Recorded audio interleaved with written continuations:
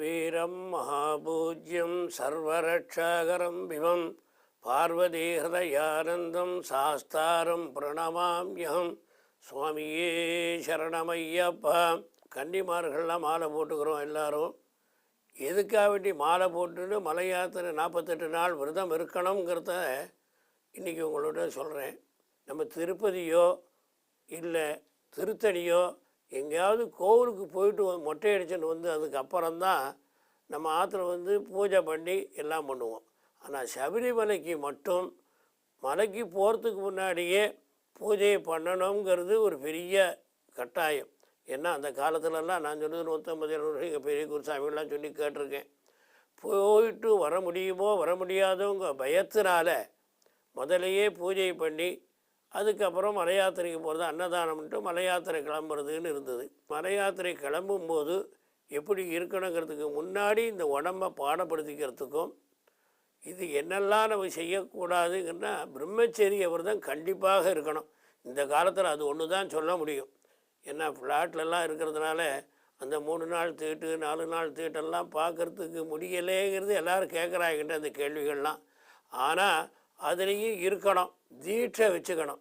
சபரிமலைக்கு தீட்சை ரொம்ப முக்கியம்.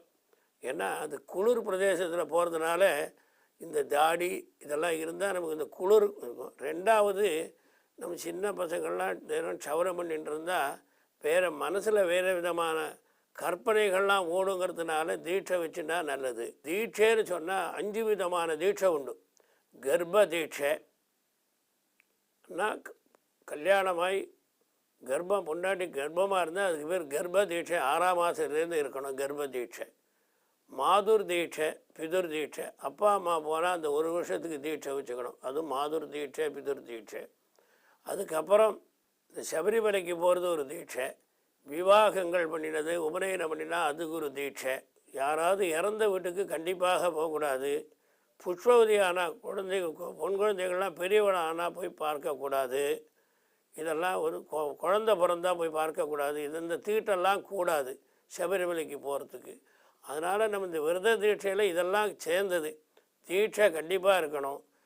மலைக்கு போகிறதுனா நேராக மலைக்கு போகணும், இருபடி கட்டிட்டு திருப்பி நேராக வரணும். இதுதான் அந்த காலத்தில் இருந்தது. இந்த மலையை கணக்கு வச்சுக்கக்கூடாது. நான் கூட கேட்டாலேங்கிறதுனால இந்த மலையை சொன்னேன். இல்லையானா மலையை சொல்லக்கூடாது. மலையை சொன்னால் நமக்கு என்ன தெரியும்? மலையை பற்றி கணக்கே வச்சுக்கக்கூடாது. இருந்தாலும் தெரியணுங்கிறதுக்காக வேண்டி சொல்கிறது. மகரம் போனால் விசேஷம். ஒரு தரமாவது கன்னியாக இருக்கக்கூடியவா ஒரு தரமாவது பெரிய பாதை போயிட்டு வந்தால் தான் அதனுடைய நல்லது கெட்டது தெரியும்.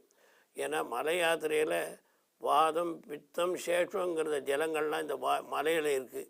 அதனால் அந்த காற்று அந்த ஜலங்கள்லாம் பட்டுதுன்னா நமக்கு நிறைய உடம்புல இருக்கிற வியாதிகள் எல்லாம் போகும். பெரிய பாதை நடக்கும்போது கண்டிப்பாக சரணம் சொன்னால் தான் உங்களால் மலை ஏற முடியும். அந்த ஒவ்வொரு மலையும் ஏறும்போது அவ்வளவு கஷ்டம். அந்த காலத்தில் எவ்வளோ கஷ்டப்பட்டு மலைக்கு போனாங்கிறது எங்கள் குருசாமிகள்லாம் சொன்னால் அதில் பாதி கூட நாங்கள் போகலை.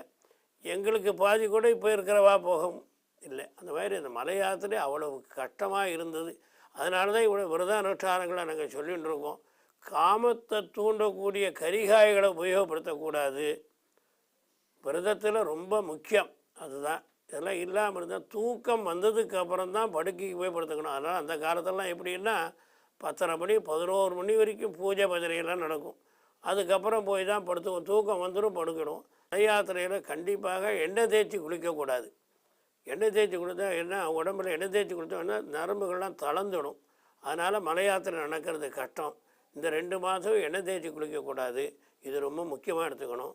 மலை யாத்திரை பற்றி நிறைய பேசணும், கொஞ்சம்னா நிறைய பேசணும். அதனால் ஏற்பட்ட சபரிமலை யாத்திரையில் இன்றைக்கி வரைக்கும் இதோட நாம் நாளைக்கு இன்னொரு தகவலோடு உங்களோட சந்திக்கிறேன். சுவாமியே சரணமையப்பா.